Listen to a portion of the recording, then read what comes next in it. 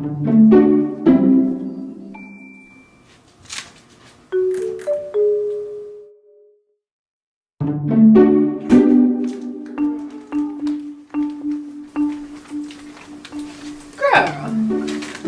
what are you listening to? It really actually doesn't matter what you listen to. You need to be listening to Black Widow Chaser Radio, clearly. So Forgot about that. never forget. Right. Never right. forget. My mistake. Black with No Chaser Radio. Monday, Tuesday, Wednesday, Thursday, Friday, Saturday, Sunday. Gotta get to the money. Same shit again on the money. Gotta get to the money. Same shit again on the money. Same shit again on. Oh, I like this Black with No Chaser radio station. Being that you have such a reach, I thank you for putting me on, man. For sure. And you know, we always ask folks when they first come on here, man, because it's like a tradition. You know, we started doing this the first season. We started, and the question is right there in front of you. You can see it. What comes to mind when you hear Black with No Chaser? With no chaser. Pure, hardcore, the real. You know what I mean? The real. Yeah, man, the essence, the real essence.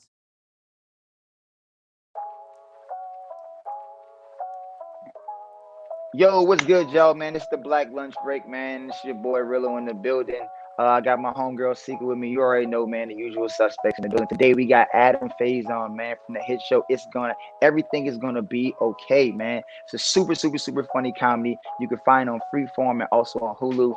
Streaming on those two platforms right now only. So if you don't have Hulu and you don't have Freeform, I'm not sure what you're doing. That's the only way you're gonna catch the show right now. But look, you can also find Adam across. You can check him out on IMDb. What was it? Agents of Shield. Another dope show that's really been hitting the airways for a long time now. He's a part of that series. And so look, y'all, this interview here, we're not just talking about, everything's going to be okay. We're talking about anything from social justice issues to really talking about anything about his favorite food and so on and so forth, y'all. So I really hope y'all enjoy this interview. This is about as fancy as you're gonna get. At least as what the budget would allow an hour, and at least I feel it. This budget seems good, man, because this is clear quality. I feel very special. This is a step above Zoom. Oh, yeah, no, Yeah, for sure. I that's will dope. say it's a cut above Zoom. It's a cut above Zoom. I don't know how far above Zoom is. Like Zoom is here and it's streamed. I don't know, right? But if you're happy, we're happy. But Very more happy. importantly, man, we're happy that you are on the show with us, man. And just so you know, I'm Cirillo, and that's Sika. I'm What's Sika. up, y'all? And That's so, Cirillo. yeah. Oh, yeah, that's right, man. Oh, appreciate the comment, brother, for real. It's funny because Oh no, one of it's our not. Oh featured wait, are guests, you she like there? jumped in on my live because I do live like, yeah, I'm here. Oh, cool. It's good. Okay, I skip it now. Can you hear me? Okay, yeah. It made look. One thing about it is, man, when it comes to the internet and the internets, they're gonna be hating on us. As sometimes it's just it's the way it works in the digital age. It's hard for us to get in front of people. Yeah. Just so you know, this past week, me and Sika did our first in-person interviews for the Black Lunch Break because everything has been all virtual and all digital. So it was kind of it was almost like yeah. So it's been interesting, man. But I know you a man with the busy schedule, tight schedule, and so we're gonna just like jump right into it. Groovy. But before we do though, I just want to say, man, if you didn't get time to check out Black with No Chaser, it's totally fine. I know you again very busy. But we've been around for about 3 years now. Yeah. Fortunately for us, man, we're very, very Southern born folk. Majority of us are HBCU graduates. Oh, dope. With the majority of us being from either from Mississippi or Louisiana, and myself. Wow. Other folks are like Midwest people, but we are majority very, very, very much Southern folk. If you check out the platform, it really, in terms of colloquialism and just the way we vibe out, it definitely does give you a good Southern feel. What? If you're into Southern things and kind of Southern kind of conversations and just good old like Southern hospitality, that's Black with No Chaser. And but at the core, we are all very community driven. activists, advocates, you know, clearly people that are into controlling narratives. I think it obviously is very important, especially in this day and age. We saw that just now recently with the tragic killing of 6 Asian women and pinning the fact that Black Americans need to show up and be allies when in fact that Black Americans really weren't the issue here, right? And so it just seems that even at a time where even when Black people aren't really the subject matter, that some way, somehow, Black communities are like drugged through the mud to be like, why aren't you guys doing it? You're not just doing enough. You know, I know we've been killing y'all and doing everything to y'all and like, yeah, but God damn it, we're gonna keep on doing this to you some more. And so we just found that it was very, very, very important that we you know, push back against those narratives, begin to tell those untold truths, and speak truth to power any way possible. And so that is the crux of Black with No Chaser. And so with that being said, brother, Adam, first question, of course, goes to you and only you. What comes to mind when you hear the words Black with No Chaser? I feel like it feels like unapologetically Black. Like you don't have to take me with anything else. This is who I am. You know, that feels very much like what you see is what you get. No chaser. You don't have to. It's like, you know, you got to take me for who I am. And I love that name. It's so catchy too. It's really so catchy. And it comes also like what is the origins, like straight with no chaser or whatever, straight no chaser, which like also kind of works if you're queer too. Cause you're like, you know, like, yeah, I mean like, you know, queer with no chaser. I don't even know. That's just really brilliant. I really love that name. And yeah, that's probably what comes to mind is like being unapologetically Black. And I love what you said too about just like how it's so funny. Everyone tries to change the narrative, but like the focus should be on like white terrorism. That's what that was a product of. I loved when people were crossing out and saying like eight Asian women killed or whatever, murdered. No, this was as an act of this was white terrorism, you know? And I think it's like people keep trying to push it away and like not take responsibility. But I think that was really like aptly put how you said that, you know, it's like people keep trying to edge it away from what the actual, you know, fact is. So I think people are more and more learning, but that's just so silly. But there's a lot of people who just, especially in the white queer community, there's a lot of guys who will post these thirst traps and then put stop Asian hate and then say, you know, consult these resources. It has nothing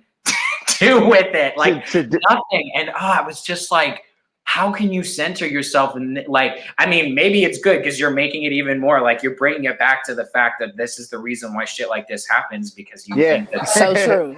This is what's important, you know, you're centering yourself in this. So maybe you're making yourself a target for that and showing you for who you are. But I just cannot believe the ignorance of some people yesterday. I was so angry looking at this. I'm just like, get off social media, Adam. This is not healthy right now. But yeah, I love that name. Well, Appreciate you know, that, man. speaking of all of the heaviness that is happening, thank God we have everything's gonna be okay, right? Because when I just watched the trailer of it, I'm like, yo, this shit is hilarious. Like the whole premise of it all. So how did you get into this role, into this great opportunity? Yeah. Well, you know, it was kind of random. Josh, you know, he created the show and he just called for an audition and, you know, I needed a job. So I auditioned, but I also thought it was cool because I had seen his show, Please Like Me. So he is playing like a kid who just like recently comes out in like the first season or the first episode actually, and he's dating this girl and Please Like Me in his old show. And he like, and the girl's like, I think you might like actually not be into me. I think you might be into dudes. And he's like, no way. And there's this whole sort of like reckoning moment. And so I had seen him in that and I thought he was like really charming and funny. And so like then when this audition came around, I was like, oh, sick, this is Josh Thomas. Like I didn't put two and two together until I like saw the link and I was like, Please Like Me. So we got together and we had good chemistry and he just sat us down for like a half an hour each like of us, like Maeve, Kayla and I, and he just got to know us and like made us feel comfortable. And it didn't feel like a big like sort of formal network test, what usually sometimes they'll do with they'll have you go in front, now not, but they'll have you go in front of a room of executives of like 20 or whatever people, and they're all just sitting there stone faced like this looking at you, and you're just like, oh my God, I'm terrified. Like, I know. Tough crowd.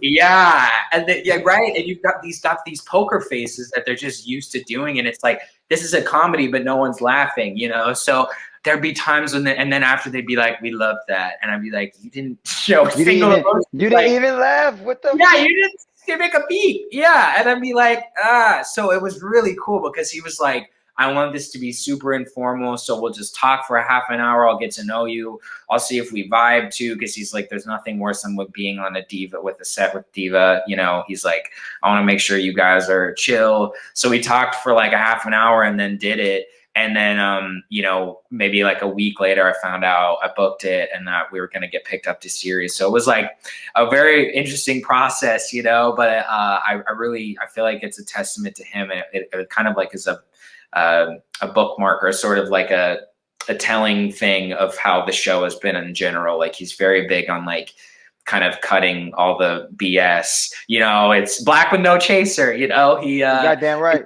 like, take it for what it is, you know. So yeah. So thinking about like, you know, the show itself, right? Everything's gonna be okay. You know, for you in this first go around, what were some of the highlights in that show that you can look back on? Maybe you ain't gotta get all the tea because everybody hasn't seen the show just yet, but maybe some of the highlights that somebody can look forward to, just to give them a little bit of a Adam Faison kind of like trailer, if you will, you know? Yes. I'll give you one. I'll give you a little. I am very excited for people to meet my dad on the show. I was so excited about this because I remember like in the first season, it wasn't even an inkling because there's so much ground to cover and I get it.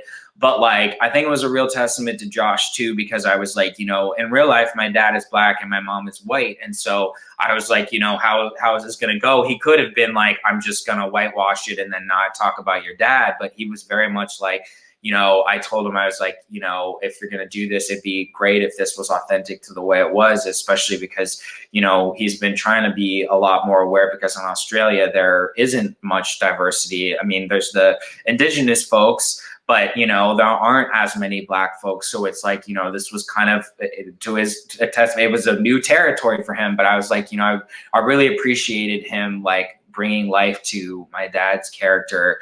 And he's deaf, black and deaf, which is very, very exciting because I was talking to CJ Jones is his name, and he's in Baby Driver. He plays the dad in Baby Driver. Mm-hmm. And he was telling me, he's like, you know, up until this point, this has almost never happened. He's like, you know, you audition for roles and it almost exclusively goes to white deaf folks.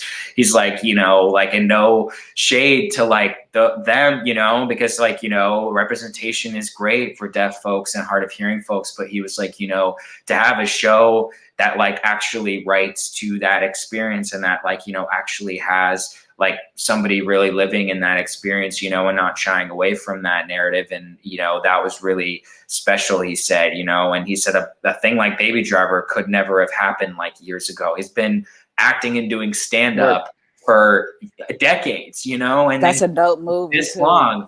Yeah. And it's like, it's so good. And he's brilliant in it. And he put some of the age makeup on. So Josh thought he was older, but then he took it off and then he had never seen two. He's like, you know, he's such a lively guy and he had only seen him in Baby Driver. So he didn't really, I don't think he knew. And so, but I was like, yeah, he's like, I sent him some of his clips and I was like, this is his stand up. You know, he did a documentary called Through Deaf Eyes. I think he's one of the only black deaf folks in that documentary. And it's really good. It's a PBS doc that they made like 15, 20 years ago about like experience in America. And he opens the documentary with his stand up where he talks about getting his car shit on by a dog or by a bird. And he gives all these different noises, and it's a very like fully immersive experience. And I think like it's a great just like, you know, introduction to CJ. And so I was really nervous to meet him, but he was so awesome and welcoming. And I think we had like a real connection. We got to improvise in sign language, which was really cool. So I felt really special playing a coda, a child of a deaf adult. And I think it's, I'm excited to see more of that depiction of like hearing folks interacting with deaf folks, you know? Now, Yeah, so like, how did does that inspire you? I Oh would yeah, say, go. I was about to I say, think, like, did I that think we about to inspire ask the you to same get question. into the sign language? Yeah. That actually, what had happened was earlier I was learning from my roommate Omar. He's deaf, and I was learning sign language maybe 3 or 4 years ago now. And then Josh found out I was learning sign language, and he was like, "Dude, what would you feel like if your dad was deaf or your mom was deaf at the time?" He didn't know which one, and I was like, "That would be awesome." I was like, "I want to." I would love to do that, you know, but I just want to make sure we do it right because I don't want to do it haphazardly and then, you know, then You the don't deaf. want to be like, hey, you don't want to be like a girl that got caught in Florida, the black woman doing all Listen, this. don't be that What was that? one. Oh, what was that? Can't be It that was one. that they just had the anniversary. Some joking. It was some like I forget what network or somebody put it out about like on this day, sisters look flat out embarrassed herself and like everybody associated with it because I ain't gonna lie though, when I look back on it, that probably as tragic as that video was and how she basically took away and stolen opportunities from people that were obviously trained in sign language or actually had to perform sign language themselves because they were actually deaf, right? Yeah. But or living with that disability, I should say. And like the fact, but put that aside for a second. And when you look how she just rolling in that video, boy, I'm telling you right now, it ain't. I'm gonna tell you right now, man. It's not too many videos out there, dog. That's probably as funny because the thing is, what was really the funny part is the interviews, the subsequent interviews after that really that people were talking about, like how did she get there? But because nobody was trained on sign, everybody was just like, well, if you do sign They and just expect you're like, okay, that seems legit. I don't know it, so I can't tell you if this is right or not. Yeah. She caught a crack, and just she and the slid thing on in about it, there. Slip right there. it's just like, goddamn, man. Oh my goodness, yo. Yeah, we were So, we were really worried. I was specifically very worried about that because a lot of my friends who are deaf, they were like, or hard of hearing, they were like, yo, like, do it right or don't do it at all. Cause like, and I was like, I get this. Cause like, if you're black or queer, any like sort of like marginalized folk too, you're like, I don't want to see any more reductive, like stereotypical, whatever, like idea of this person, insert person here. Like, I want to see people actually speaking to like what that experience is from like a real authentic standpoint. So I was like, you know, I told them, I was like, you know, if I'm doing this, I want to make sure I get formal lessons so that I'm getting the ASL, like the formal ASL, and also ones that like there's ASL slang too, you know, so it's like just like in hearing culture in English, we have slang, yeah, and so it's like, you know, like you'll be like, girl, you know, like there's like different things you can do where it's like, you know, it's like there's even BSL, which is like Black Sign Language, that was like birth from when we were segregated and from when there was Black deaf schools and there was white deaf schools. So there's actually a divide in certain types of sign language too, which is like amazing because people don't know that, or they don't like, and so it was really, I certainly did. Isn't that cool? There's actually, I forget what her name is. She's on Instagram and she does, and Netflix like has her do videos where she basically teaches BSL, and it's like really cool. But yeah, I just want to make. I guess that would be akin to like the AAVE, right? Which is the African American Vernacular English, Yes. or something like that. Because, Yes. But the thing about that is, you know, similar to like there's like sign slang, and then there's like the Black Sign Language.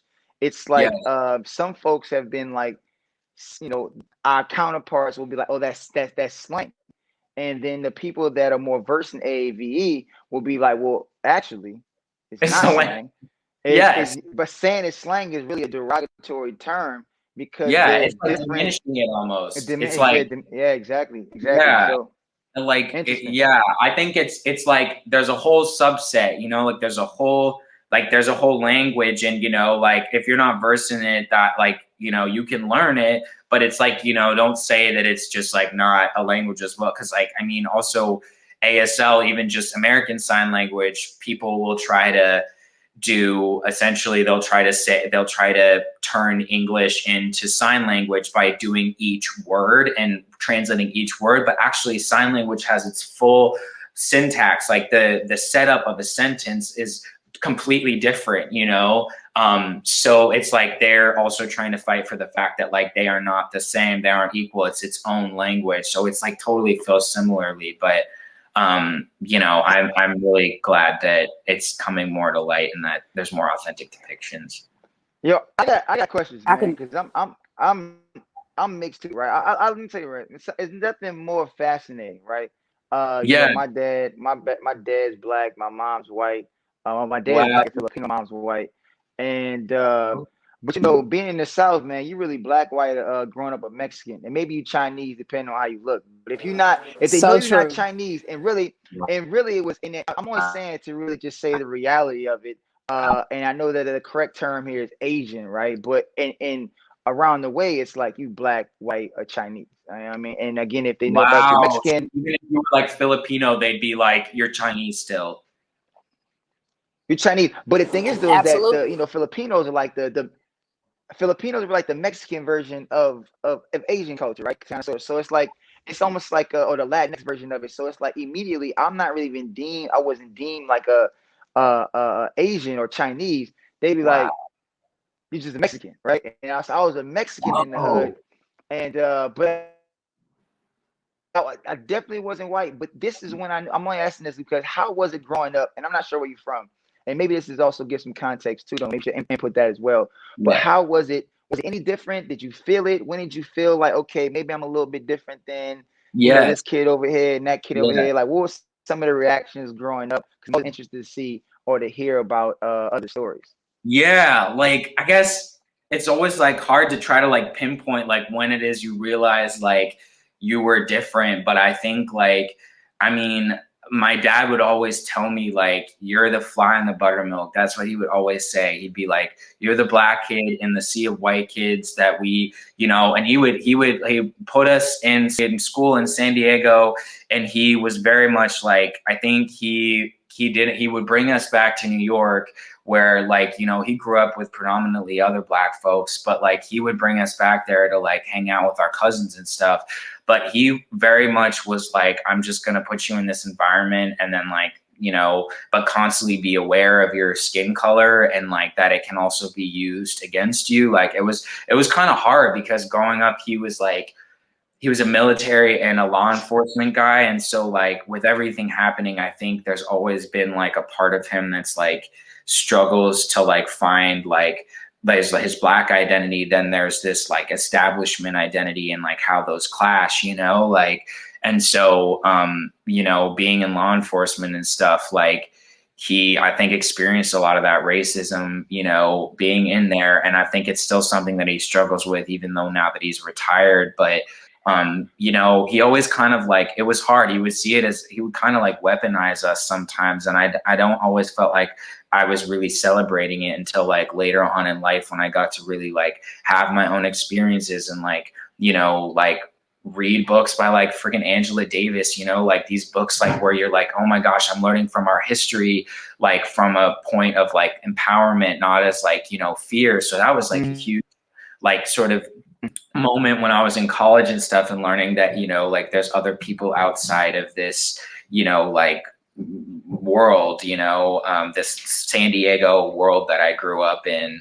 And yeah, that was, but I mean, growing up, we would listen to, Earth, Wind and Fire and the Temptations and like Bill Withers, like we would listen to these songs growing up and I never like knew, and we would dance a lot. And my dad was always really big on dancing and like having rhythm. And there's things that I like, I think maybe I took them for granted at the time, but now I realize I'm like, that's part of our culture, like now your dad was like, boy, it's like, this is the sauce. You gotta get the sauce. I'm like, you better, yeah. So that's why I also, yeah, it's so interesting when you say that, because like it was like, you know, I feel like I've grown even now and stuff, you know, like I'm still growing, and especially during the pandemic and everything that was happening with George Floyd and Breonna Taylor, and you know, like that was a real moment where I had to talk to my dad about it. And he's like, you know, your cousins, you know, they're big on Black Lives Matter. And I was like, what do you mean they're big? Like,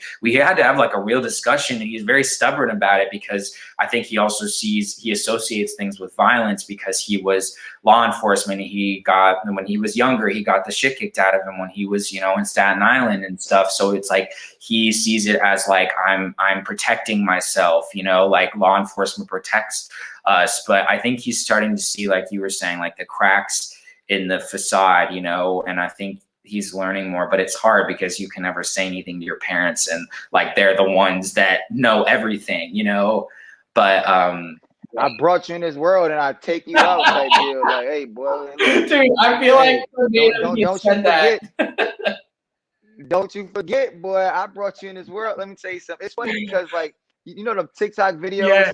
and with the parents now, and they got like the little caption that says like, you know, don't do your mama said don't do this, and like, well, why you talking to me? You know, so you gonna kill me? So you going to jail? So you going to jail? Okay, you going to jail? Okay, that is so funny. Okay. Yeah, man. I TikTok, think man, they get these little bites are so great, and especially with history, they've been doing a lot of like, I'm big into history, and it's been cool how they've been really like these sound bites where they'll just like demolish people with history, like you think this thing, but actually this and that are what's actually true. TikTok, man, I'm gonna be on there for hours. It's literally a whole different world over there. It is. But considering that you're into history, let's get into these charities that you're into. I see that you're deep into it, and that's so dope. That was my thing. I mean, especially growing up, like my mom worked with kids with special needs, and so she was always big about like, you know, making sure we were aware of like other people, not just in our own, like, you know, in our headspace. So like growing in our own sphere. So like growing up, like I did a lot of like we would volunteer at the food bank down in San Diego. And then actually, like, it was maybe last year or the year before. Now I think this food banks are closed down, but for my friend's birthday, she like wanted to do like we went to the LA food bank, and then they tell you how much you actually donate like once you like go through and you box all the food and stuff. And yeah, that was something that was like really big for me, especially growing up. I think it's something like that was instilled in my head when I was a kid. And like sort of like giving back and you know, and I was going through one year and my mom was like helping me with my taxes, and she's like, how many charities are you giving to? But you do those, you know, they get you, because then you'll be like LA River Project, you know, like, you know, Best Buddies, or it's just like no hungry, and then you get the text every 5 minutes, and then you're like, oh, man. They got Adam. They look, you know how people got okay. You know they got the donor list. They got the donor list, and they got like the super donors or whatever. They's like, yo, look, yo, this guy Adam is just showing up on everybody's donor rolls, and so he's signing up everywhere. Let's get him into a special category.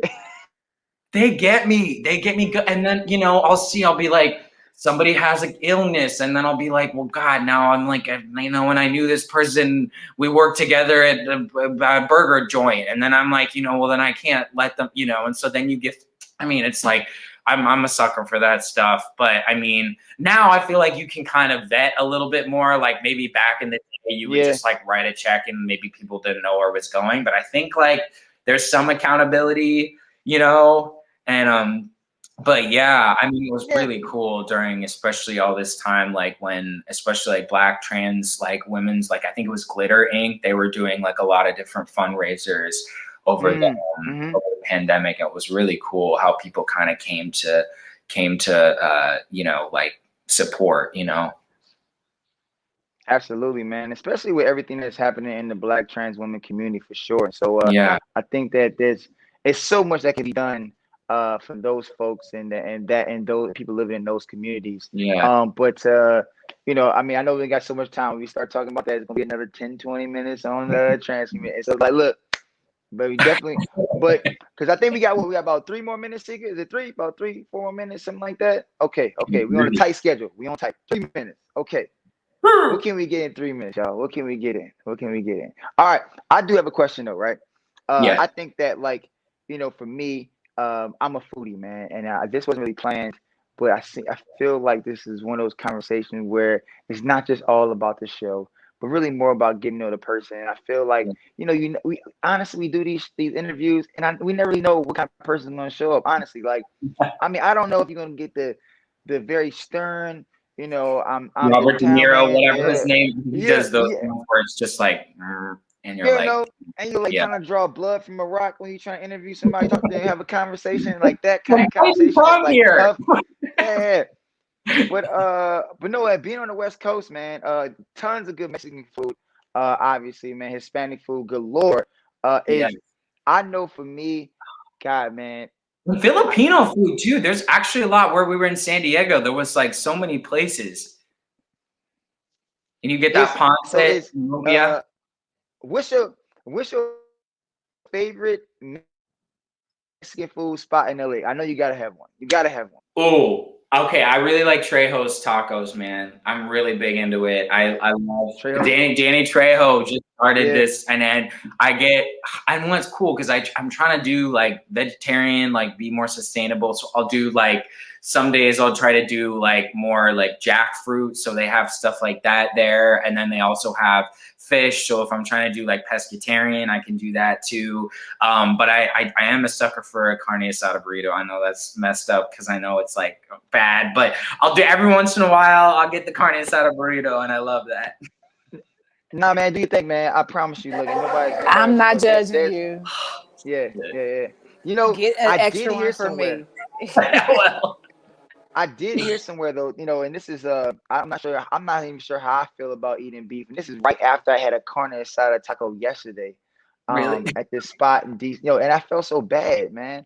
My girl, she was like, "Hey, I didn't want to tell you while you were eating your taco, but did you know that emotionally, cows are going through something that's a proven like scientific fact now?" And they're like, "I said, don't tell me nothing like that. I got a bleeding heart too. I feel like I would want to know that it's emotionless, and you know what I mean. Don't do that to me. I almost contemplated going straight going vegan this morning. I swear to God, I was like, yeah, I'm vegan today, man. Maybe it's maybe that's hey, maybe she has to keep bringing up these like emotional things, and then you'll become. I mean, Part-time that vegan, shit sucker. part-time vegetarian, part-time everything else. I know, man. It's a crazy world we live in, man. Connecting hearts and minds to issues everywhere. All right. Yes. Every issue out there. That's right. Yeah, That's right. I mean, I got it with the documentaries. That's when I mean, during the pandemic, that's when I kind of caved because I was just like, I can't think about controlling like my food. I have literally no control of anything, but and so I was just like, that was the first thing to go. But I watched this movie called Eating Animals that my friend, she was doing transcripts and it was just like, it wasn't even meant to be like, screw that, screw that. It was like, it was just basically talking about independent farmers and how like those can actually sustainably like raise like animals, but like these big factory farms, they don't, which, and so I for a while I was just full vegan and then I went pescatarian and now I'm like part-time. I'll have meat every off the wagon. Off the wagon, man. Back on it. The gateway was the fish, but yeah. Trejo's tacos. Yeah. Thank you. And thank you so much for your time today. It's been a pleasure just talking to you. I think we could talk to you for hours. Same, right? dude. Yeah, this was really fun. Y'all are a great time. I know. No, man, I definitely I enjoy the interview, man. I enjoy meeting you. Look, man, I think that now I guess we do follow each other on the gram, as the youngsters would say, on the gram. And yeah, man, look, maybe one day if we out in LA at some point, catch up, have a coffee. I think it's something I'm trying to demystify this idea of the talent and it's just like how can we build community? Because I feel like when I hear people like you. And it's clearly that you're in tune with issues. It's clear that you're not just living in a vacuum.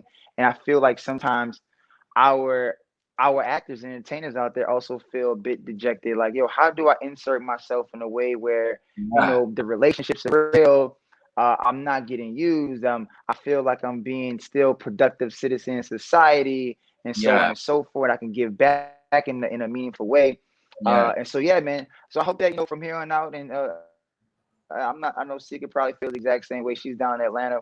But yeah, man, we are rooting for you over here at Black with No Chaser, aka the Black Lunch Break. And man, look forward to having you on at some time in the near future. Always invited, brother. Always invited. Thank you so much. This was great. You're awesome. I appreciate it, y'all. And we back, tribe. I hope you guys enjoyed that episode. It was a wonderful conversation with Adam, and that shit, Everything Is Gonna Be Okay. You got to check it out. It's just a perfect comedy, considering we're exiting out of a pandemic. And yes, I am saying exiting because we got to claim that we're about to get out in the wide open. So listen, make sure you visit our merch shop.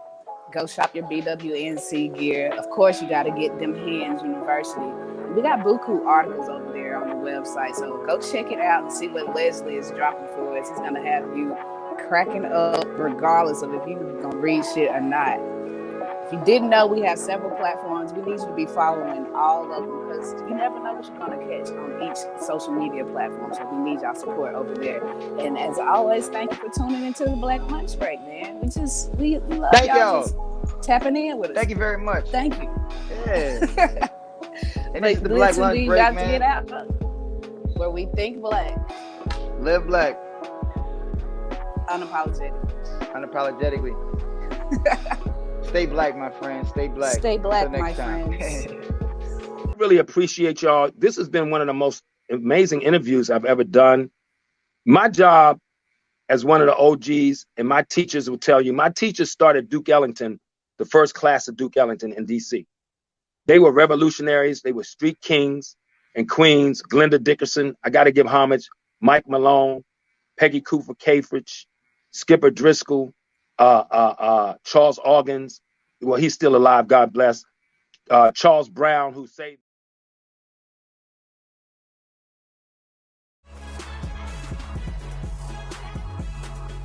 This is a human condition, right? This is a human suffering that we're seeing in Portsmouth, in Greene County, in SNCI, in Wilkinson County, all throughout this state, y'all. We've been focusing on Portsmouth, but we cannot forget about all the rest of our brothers and sisters throughout. Do we understand that?